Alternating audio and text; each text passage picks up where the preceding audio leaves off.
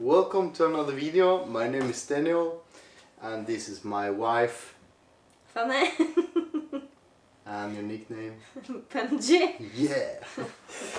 So we have successfully completed the across Norway Thru-Hike expedition Sealand.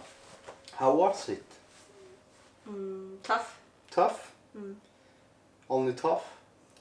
Fun. Fun? Yeah. Yeah, it was tough, it was fun, it was long, it was wet, yeah. It was cold, so time it was cozy. Yeah, and it was a hard trip for sure. It was pretty different from the Jotunheimen training trip that we had the last fall. It was more stressful.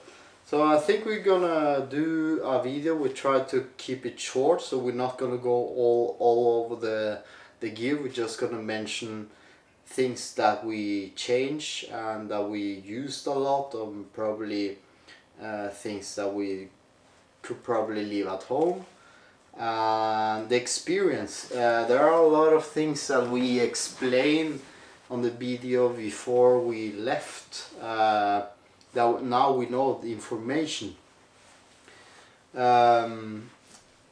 So just shoot if you want to say something about the trip. You can start. Yeah. I think the trip, as far as the plan, I think it went mostly the way we wanted, at least 70% of it.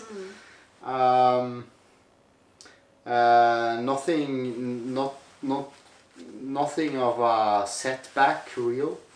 But what we found out is that you can actually buy the expedition pass from DNT, den norske turistforeningens kontoret, that is the trail association, tourist trail association.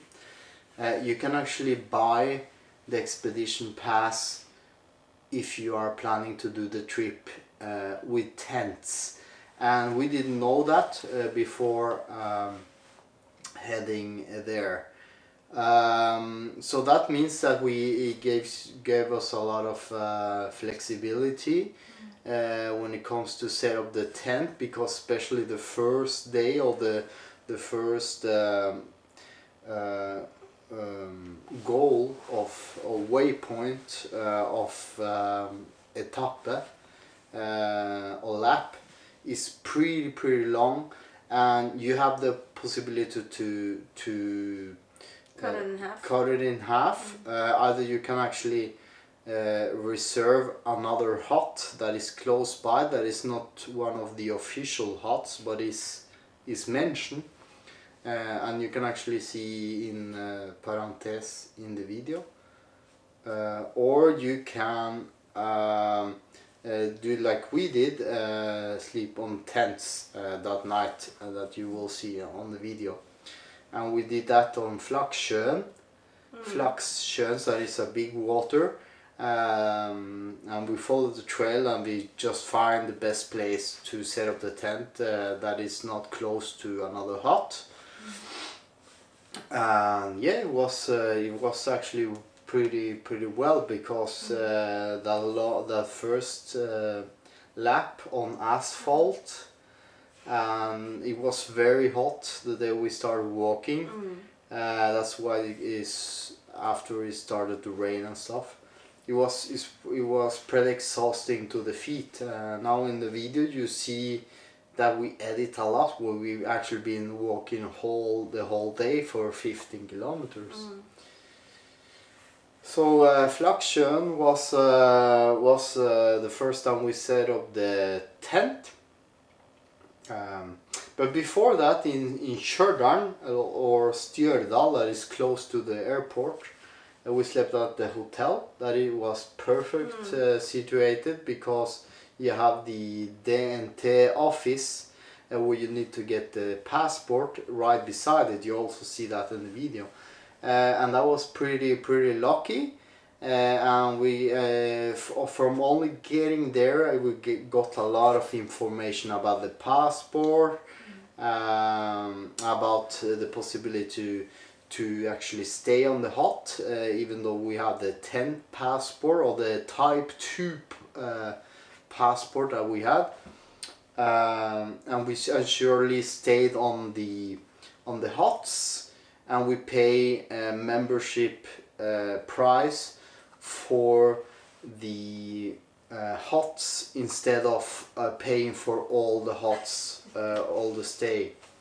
So that gives us the flexibility. So that was one of the things we found out there. There was very misplaced information about the bus when you are finished with the trip back home, which we certainly didn't know how to get back to Stjørdal, to the hotel, when we were finished with the at the border. We got confused because the internet said something and someone at the office said something else, and then someone we met on the trip said something else, and it's very confusing. Yeah, so basically I got confused and I didn't know what Fanny was saying about it. We know that we'd had to get our own transportation. So basically, when you reach the goal, it's up to you how you do things. But luckily, we get to know a couple that was doing the exact same thing as we did. Our friends Joran, Dani and Tito. They offer us to drive us to the nearest city, or no, not the nearest actually, but a city that the trains came by. The nearest train station. Yeah, and we took the train back to Stjørdal. Stjørdal is the way they say it over there. To Værnes. Værnes is the airport, a bit north from Trondheim, the main city of Norway, and Stjørdal is the little city just beside the airport.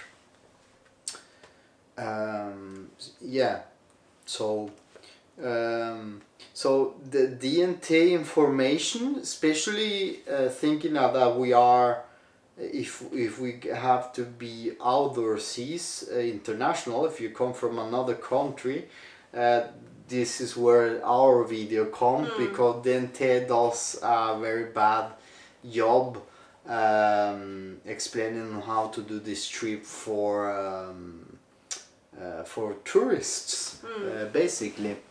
And there is a lot of information that misregards. So we paid for the tent expedition pass. It was 500 Norwegian crowns. That is around 50 or 60 USD or euro. Then you have to become a member of the DNT member. That hopefully they have some alternative for people outdoor seas, so you don't have to be a member, because that membership costs like 60 or 70 USD or euros, 670 kroner, Norwegian crowns. It's quite a lot, because they probably won't give you the expedition pass if you're not a member, because that's one and probably the only thing you have to have for buying the expedition pass. Now, however, you can do the trip it's not like a permit. It's not like a permit. It's a DNT things. When you pay the membership, you only help them maintains the huts and the trails around the whole Norway. So you can do the trip without buying the DNT and the expedition pass.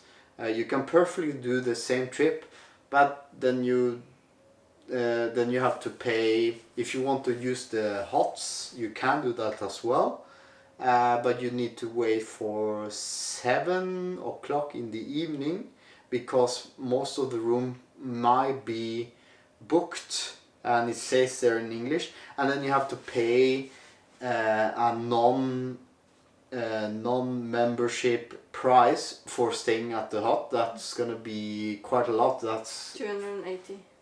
No, that's for membership.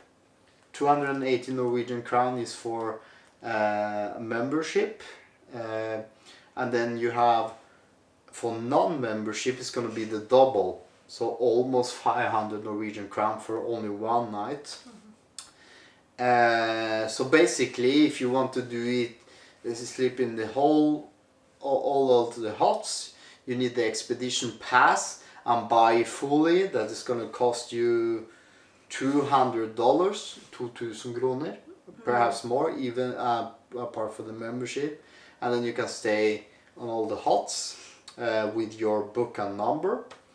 If you want to do like we did, we pay 500 Norwegian crowns. That is way less, and we can choose up to 5 of 7 huts. Yeah. And then you can also sleep at the tents. Another things, advantages that I get in the expedition pass is that they're gonna register your name at the website that they have. They're gonna give you a t-shirt, but you can also buy t-shirts on there's a you can also buy a t-shirt anyway over there. And yeah, you get a diploma when you have finished the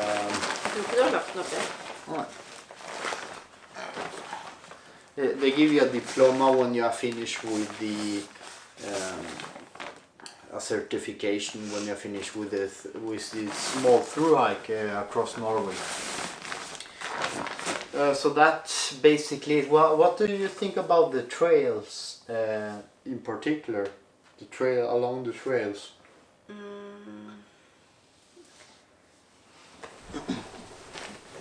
Like the distance on the trails.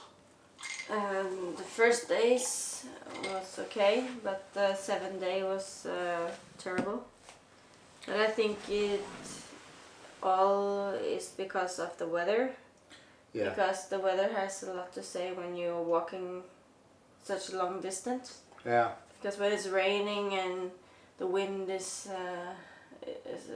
a lot of storm, so we were a lot of cold, and that makes me more exhausted if it was nice weather. Yeah, it was. We had a schedule. We need to. We were constantly thinking about the weather, especially me, and that's why I couldn't even fly the drone or even use my main camera. The weather was a big thing, and we got cold a lot of time. I'm very wet. I think we had the right clothing on, and yes. the right gear was perfectly, but the weather was challenging. But what I ask you is about how do you find the trail? Do you find the first days? Was the trail good in itself? The path? Yes, the path is okay, but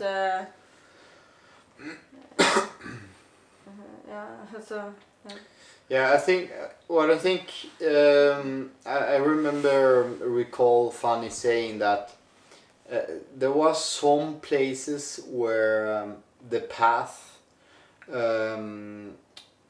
could be better marked, especially especially the first day. Walking from Stjørdal to Hegra and to the point where you reach the woods, there is no marking from DNT at all, and that's where mostly people actually skip that part. They actually either bicycle to, or they take a train. We actually decided to walk the whole thing. I found it okay. But the trail marking was terrible. We were basically using my watch, the map, to see where we were going. And then we met a person that said, no, you shouldn't go over there because the trail is so bad and people get lost up there. So what he basically did is just drive us like 500 meters or 1 kilometer a little bit further and put it on a place where we saw the actual marking to Kvitfjellshytta. That got us a bit... it was very confusing. Yeah, it was a bit confusing. Go, yeah, so we need to so we need to backtrack. We was supposed to go forward that place where we need to backtrack to what we thought was a shortcut that was marked on the map as well. So we walked actually 15 kilometers and got confused, especially in the first part. So that's a thing that the DNT should improve a lot, especially on that part where people go up and they need to turn to go another place. He has told us that he has helped many people because he has seen a lot of people going the wrong way. Yeah, going the wrong way. And when that night and the second day, day 2, it was storm at the place. We actually got stuck on a mountain, and it was very, very rainy.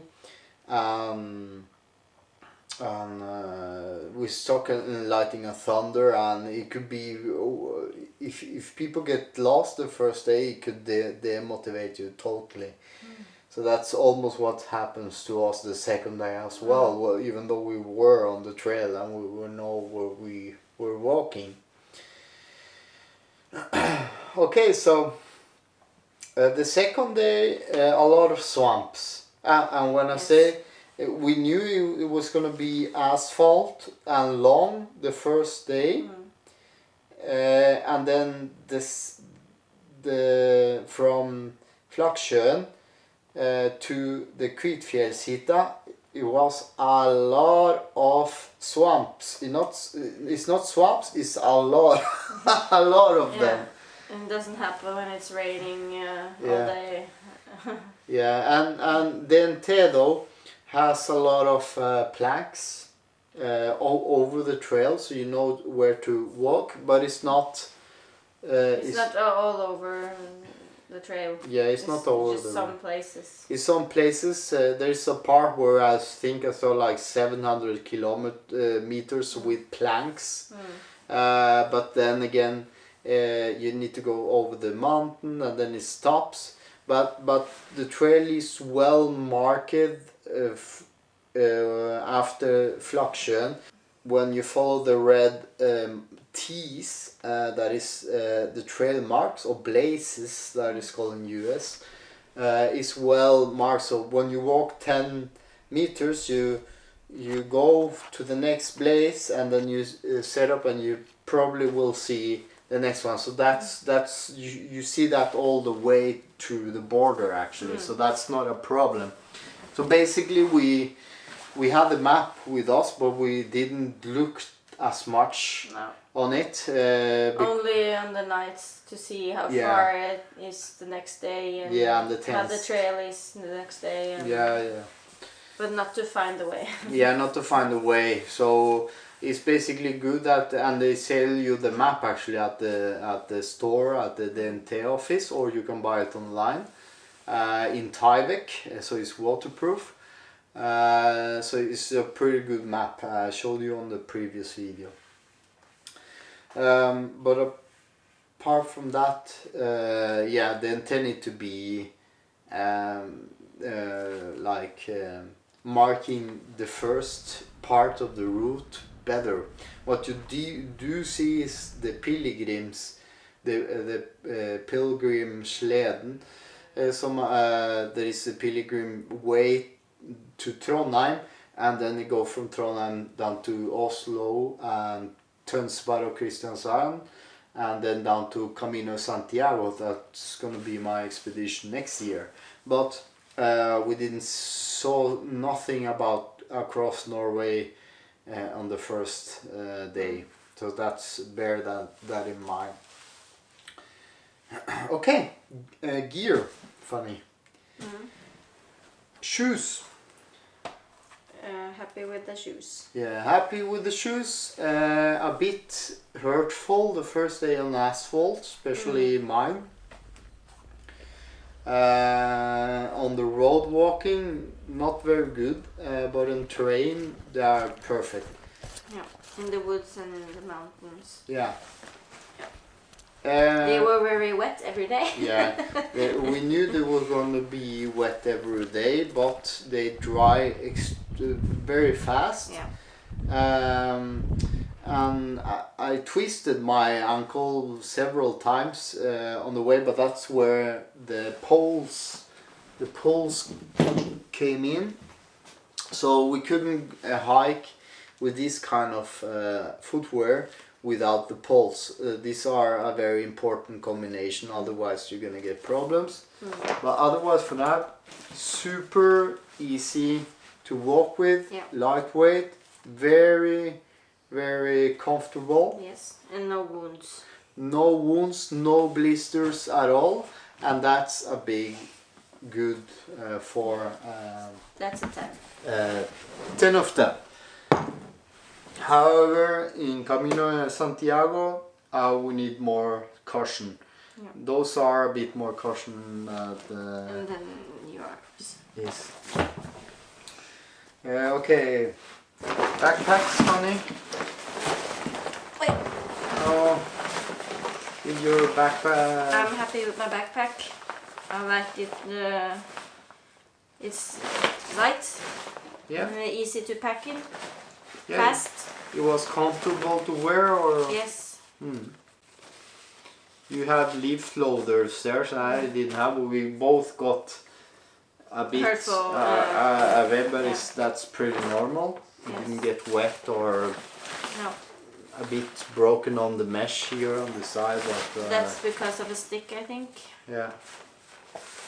Yeah, the same thing here. It kept my gear dry. It was super comfortable to carry. Not a problem at all. I did carry 13 kilos, around the same with the food for Fanny as well. The food, Fanny.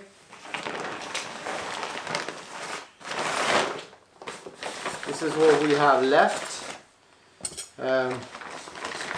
We only have a couple of meals because we did actually buy food on the hut one day. The last day. And that was good. Apart from that, and one breakfast. Yeah, we didn't have the break. Did you like the food that we bought? Most of them. The Realtek and the dinners are good, but I'm not so happy about this. Yeah, I like this. I know you like them. I'm not so happy about it. They are very big for me and too much. It's heavy to eat. Yeah. And we bought some local tea from one of the first. You see that on the video that it calls Starbucks. Tea, English. Apple cake tea. So the food, we did eat. We didn't have too much or too less. No. It was heavy for you to carry at start, but it sank it down pretty quick because But only this one that you like so much, I think only one bag of these are very heavy. Yeah, those are pretty heavy. It's for guys. You can tear it apart, yes, you know. But it's so thick. For me, it's too much. Yeah, you had like it was too much food all the time that we basically we ate because we need some energy just to make it through the day. Well, we probably don't need to eat all the time either. I just have some energy. But it was good planned in my opinion, with some different tastes mostly. One thing we forgot to mention though is that I didn't film. I didn't get on film because I'm nervous filming other people. But on the Starburs og gård. Stabbur, yeah. Stabbur, the gård, where we buy the farm where we buy farm shop where we buy the tea. The people that we met on the way, you are Dani, Tito, the people that we met on the DNT huts. Yeah, it was a fantastic persons we met. We talked to them quite a lot. If I had the time and I'm feeling for it, I would probably ask for interviews from them. But I will leave it to another person that is probably better videographer than me. Take some interview of the people, because that atmosphere from the people are fantastic. I wish I could film you, Dani, and Terje, and the persons who were vakt. There will be people that were working at the huts. Yeah, working at the huts. That's voluntaries. Nice and the people at the farms as well. Fantastic persons that made the trip very, very pleasant for us to be in, and I wish I could take that on film, because we even talked to that ice cream dude that was the guy when you were resting at Hegra at the bench, the ice cream the ice cream man with the ice cream car and the terrible music. The terrible music just stopped by and just was asking if we were walking and stuff. Those little things, you know, those small talks that make it all pleasant, or are fantastic persons along the way, the whole way. Very, very helpful people. The food, I bought 2 gas cans at the stores in Stjørdal. 2 small gas cans. That was really no needed. I only needed 1. Because on the huts you have actually gas and you can actually boil water. But then again, when you are sleeping in a tent, you need to have some flexibility and boil water where you are as well. So I will recommend that you buy a small, not even medium, perhaps a small. If it is a lot of good weather, buy a medium. For you're gonna probably set up the tent more places beside from the huts. But if it is bad weather, buy a smaller, because you can boil probably water at the hut, and we did that sometimes. Not all the times, but a few times we did boil. So I gave actually my gas can to Joar and Dagny, the old couple. I took it and they made pancakes in the wild as lunch with it, I think. I think I saw, I'm not sure.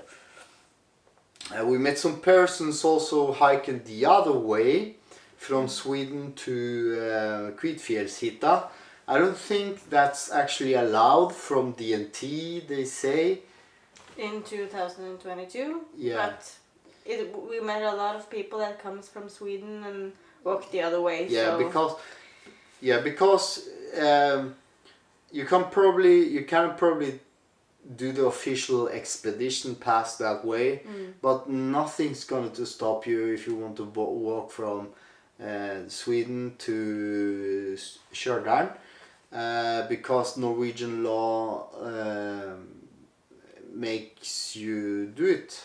You are allowed You're to free do to walk in the free woods. Yeah, you're free to do that if you want. And the food were perfectly.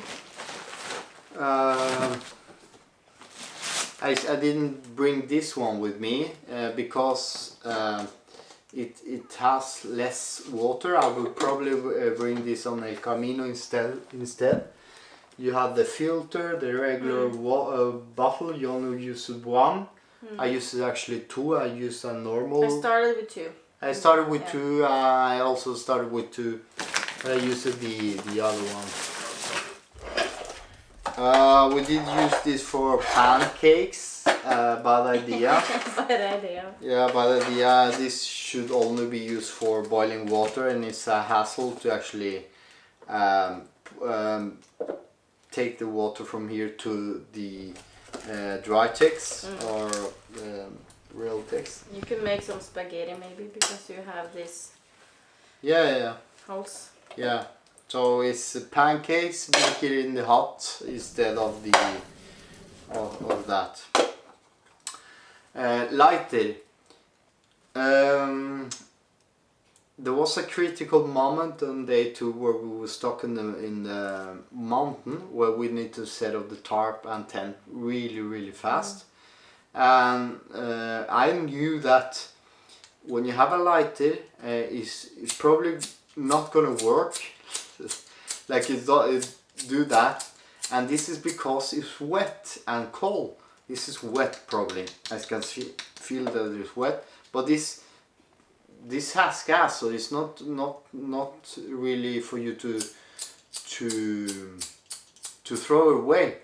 But you have fire steel that we didn't use though, so it's important that you have like at least 2 ways to start a fire, because critical moments can come and we need to boil some soup when we were almost had hypothermia. And that's the reason I took the space blanket with me, because it might happen, and yes, it almost happened. We almost froze to death, both of us. So I actually deploy this and saddle to the tarp, try to stay warm and gather energy and stay warm and get some clothing and wait for the weather to clear out, that it did finally. And you can almost see the video, and that's I didn't film the part where it was critical, where I was freezing, but you can see it when we are sitting on the tent, and you can see how bad I set up the tarp and how much water it flowed to the storm. It was lightning, it was thunderstorm, we were on the top of the mountain and we need to take shelter immediately, and this helped us, and as well the tent as well. The tent here. Jeg kom på disse her i jakken. Yeah. So Vern 1, this is the specially designed tent from Nordtent, our sponsor, that supplied us with 2. You sent one of them back today. We sealed this tent before heading out, and thank God for that, because it rained quite a lot on this trip. And you mostly don't see that because when it's raining I don't filming or otherwise you're gonna break the camera. But this was a good shelter, I think, for most of the two, and it saved us surely that the night, especially when it was so bad. And the tarp as well, very good to set up. One of the black lines got to my attention and snapped one of the last days because it was raining and cold. But this dries super fast. This for me is a must have. At least you don't need to have a tent though, but you need to have a tarp, some kind of a quick deployable shelter, because this actually saves us to get a moment without the rain, so we can actually set up the tent, give some warm inside. So a big must. And this one, very easy to deploy, quickly deploy, easy to set up, and it dries very fast, even though it takes a lot of water and it becomes a bit heavy because it's on outside and it gets wet, but it's very easy to dry at the huts on the drying rooms. Just set it up and the next day will be dry. Okay. Poncho, Fanny, how did you poncho? Was for you? It was good, I think, but I feel that the poncho had a lot of gap under the arm, so when it was storm and it was raining, I got a lot of water inside my sweater, so I got all wet and cold. So if the poncho had been more closed around the arm, I think it will be better. Yeah. Because the arm is too big. Yeah, the arm is... And maybe another way to close it. Yeah. Because when it was windy, it was all... yeah, it's a big poncho because you can basically cover your pack with it, and that was a bit of I think your pack didn't get that wet when you had the poncho, so I think whatever you want, full rain gear or umbrella or a poncho, you're gonna get wet anyway. So it's basically what works best for you. Though I probably won't recommend umbrella because it was super windy up in the mountains. But we did use this, her umbrella and mine umbrella, the first days, and the places where it wasn't too much rain. So it actually helps a bit. But not a must, but it's more important to bring either a poncho or a full rain gear. We basically were changing off and on the rain gear all the time. Yes.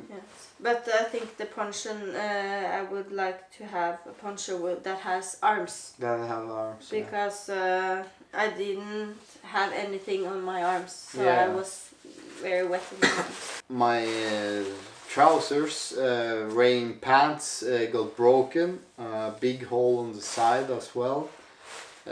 Cheap pants anyway, so but I'm glad I had with us some rain gear. The jackets.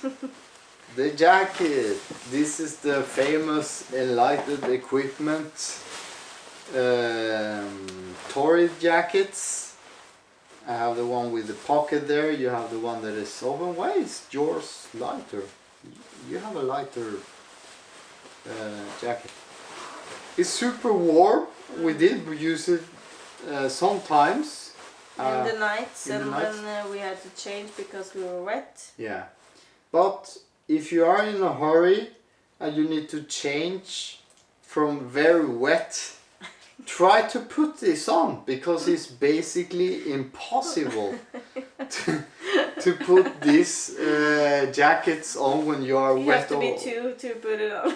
Yeah, it's basically impossible, and this is where the towel came in. This is not on the this is one of the last minute items, and thank God for the towel, because this got used a lot on my feet, on the tents, on us. To put this jacket on, we need to be totally dried, and then you can put it on, because it's basically impossible to take this jacket on when you are wet.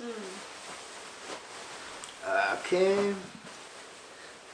Yeah, we basically have talked about shoes, but the socks, of course, those are very important. I think the Injinji socks that did prevent us from getting blisters, those are good. You did use my waterproof gloves, so you probably need to get yourself some gloves as well. These are seal skin. This is supposed to be waterproof and give you some warmth to a level. They got wet in the end. Yeah, Fanny Marie did use it a lot. If you can see, I have a blister. The only blister I got is here, and this is the last day from not having these gloves on.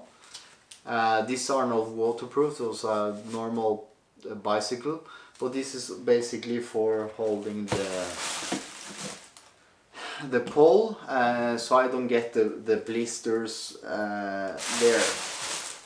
So those are very good. You had some issues with some pain in the foot, so we put the støttebandasje that it is normally for twisting there, and it helped. These are the pants that got broken. I'm gonna throw that. I had 2 pairs of underwears. I did use them all. I had two pairs of underwear and the shorts. I did use them all. Okay. I thought you said I had 2 underwear and didn't use it all. No, I used it all. I had one normal, one in wool, and I had this that I walked several days on. And we did wash clothing at the huts. Perfect shorts. I don't know about your shorts. Yeah, it's good. Yeah. Comfortable. Those are there. Very comfortable. It's basically the same. It has a liner in there, so you don't need to have underwear inside. Fantastic. I would use them next year as well. This is one of my favorite items. You have this one in white. Yes. This is the Northern Playground hoodie. This is ecological silk and wool. Fantastic. This piece of gear for me is fantastic. It keeps you warm. It dries very quickly. It's lightweight. It keeps you protected from the wind somehow. It's not very warm, and big insects can actually stick you, even though you have sprayed this with permethrin. It can actually bite you a lot, and we did get a lot of from the black flies and clegg, I don't know what it's calling it, and mosquitoes. We did get a lot of bites, especially after washing the clothing, because we didn't have the permethrin. I did have a wool t-shirt. I actually preferred this hoodie instead. And I normally use this one day for hiking, and I use for just staying in the huts in the evening. And you basically have the same with the tights and your clothing. Something you want to mention, or? Yeah, we didn't use the gaiters though. No. It's lightweight. It's mostly for rocks in the desert, so no needed. If I knew it was going to be so wet, I probably would have brought another, not another, but a different pants. Yeah. That I could wear when we were inside the hut, or. Yeah, instead of a tights. Yes. Yeah. Hats, I did use a lot. You two in the end, not at the start. Perfect, lightweight, quick dry hat.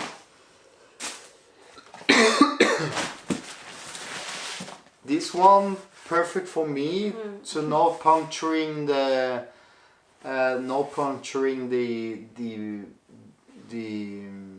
sleeping pad. It didn't happen for both of us. But we did deploy this in places where the grass is wet or it was mud. Very good, lightweight. I will really recommend something lightweight to just bring with you. To sit on when you're going to eat, or. Yeah, perfect. We had the glasses. Mine work perfectly. For these are outdoors. I buy some cord at the airport. My fanny pack, I use it a lot on the way. Keep my wallet, keep my my batteries and stuff. I did keep things dry. I sometimes keep the drone inside there. Especially the camera that I film most of the trip with, I just keep it there and quickly accessible, especially when it was raining. Something you want to add? No. With your fanny pack, or? No, I had my fanny pack on me all the time. Yeah? It was easy to have my phone and my wallet and I had the phone. Lunch and stuff, probably? Yes, some nuts and chocolates and... Yeah. Yeah, this is the bottle I used instead of the Grail. It works perfect. I need to use the bidet with another bottle, so I carry two, and that worked perfectly as well. I didn't bring this at all because I had the hoodies on the other guns that I had on the jacket. I had a black one as well that was a bit more thicker, and I'm glad I bring that as well. I did use it a lot. I brought this with me, but I didn't use it. The last day I think you used it actually. Yes, that's because my white sweater was wet. Yeah. So only for some hours, but I don't think I needed it. Yeah. My pad, perfect, super comfortable. Sometimes I actually sleep better on the tent than I do on the huts. So for me, it's still perfect. The flag I forgot. Bungee. The flag, the Norwegian flag, I forgot that we have it here. I should have bring it. Sometimes I just couldn't find it. I know that we had a flag, but I forgot that we have. I'm not super patriotic either, so yeah. Lakenpose. A liner for sleeping. This is important. If you're gonna sleep on the... Yeah, we need to wash this. Ooh, yeah, we need to wash this. It's humid and it smells like tiger balm. But you need to have some kind of a liner especially when it's muddy, so you don't make a mess of your sleeping pad and quilt. But when you are sleeping on the huts, you can buy it on some of the huts, but you have to have a liner to put over the beds, and this is what we slept on when we were sleeping on the huts, because you have the bed bugs, you have a big A4 A4 size paper saying that you need to avoid the bed bugs, and they only clean the beds couple of times a year, so that's very important that you actually have some hygiene, wash yourself, and bring a liner to sleep all the time basically. So I use it every day, and that's why we need to wash this. And yours? Pillow, camp shoes. Perfect. We did use them a lot. Yes. Some persons look at our feet when we are walking with this, wondering what the hell we are wearing. But they are fantastic, minimalistic. Not to walk a long distance with, but to just go to the showers maybe, or just walk around on the huts and get some air on your feet is perfect. My toiletry DT bag have a tiger balsam, everything we need. Knife, we did use a knife, we did use some pills, ebooks or paracetamol. We did use the foot roll, tiger balsam quite a lot. I did use the massage ball. I did use the deodorant as well, just to smell okay. I did shave myself once. I basically use this all the time. So good. Well, you're probably gonna differ from mine, but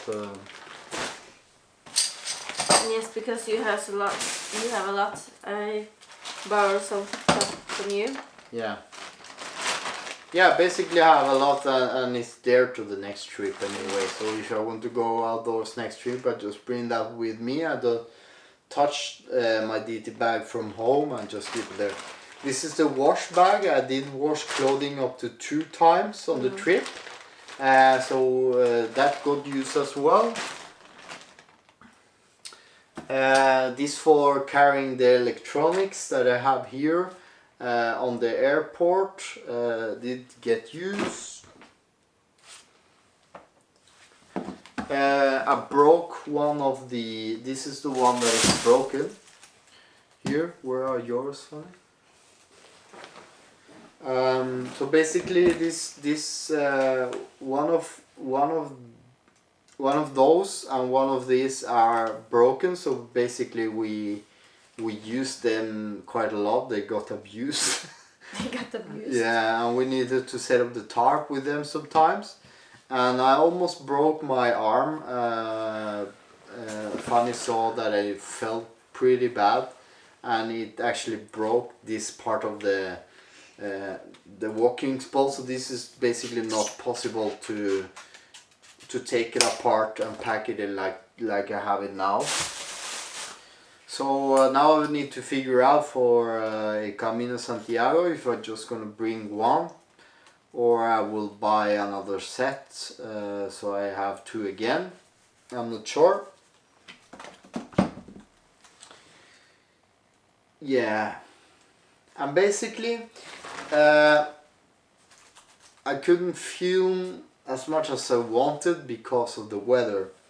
The main camera, I basically didn't film with it sometimes though.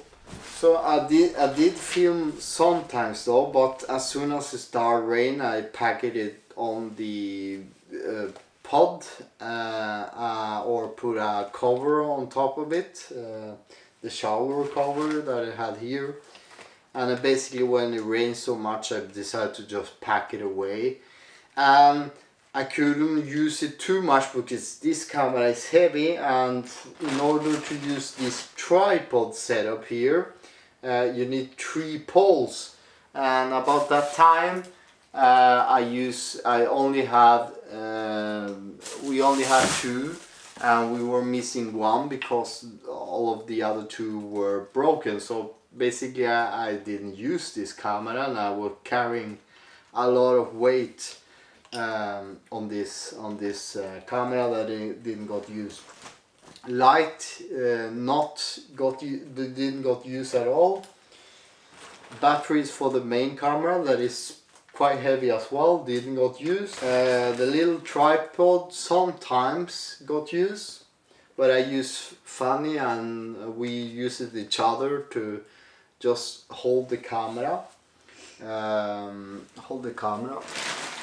So it was very easy for me, or for us, to actually use the reserve camera for filming. And basically I think it's 90% of the across Norway is actually filmed on this little camera. So it's not the best video that we have made, but we have to adapt to the weather, and that's how it just went. The drone, we did use it, though I had a lot of problems with it because it's a new drone. I should have tested it more at home, and I had some restriction, and I had bad wind, and yeah, basically you need to test your drone before and update it, and I did that, but I need more time with it at home before heading out on the trip, because I filmed it on the Cinema D log, and I should have choose the normal instead. And there is a lot of, since it's a new drone, there's a lot of forums and discussion on things that should be fixed on this drone. Even though it's a fantastic drone, it's probably the best drone that I had before. I only take 1 battery, and I didn't get too much battery power either. Got depleted very fast because it was very cold on the mountains.